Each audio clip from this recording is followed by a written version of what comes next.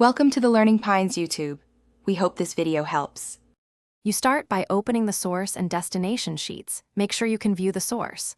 Once open, copy the source sheet ID from the URL. This stays constant, and note the exact range or create a named range so addresses don't break.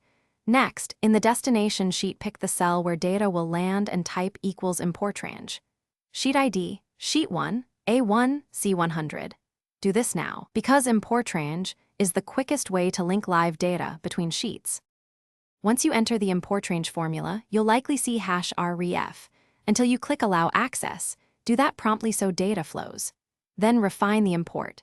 Wrap import range in query, to filter columns or use filter, to pull conditional rows. Array formula helps expand calculations. Make sure to create named ranges or freeze header rows so structural changes won't break formulas. This gives you both flexibility and stability when source sheets get edited by others. You're nearly done. Confirm the destination updates when the source changes and make small edits to ranges or formulas as needed. If you want scheduled pulls or more complex merges, consider a simple app script trigger. Otherwise, import range handles live linking. If something breaks, check permissions first. #ref usually means authorization or a typo in the range. As a key troubleshooting tip, rerun, allow access, and recopy the exact sheet ID and sheet.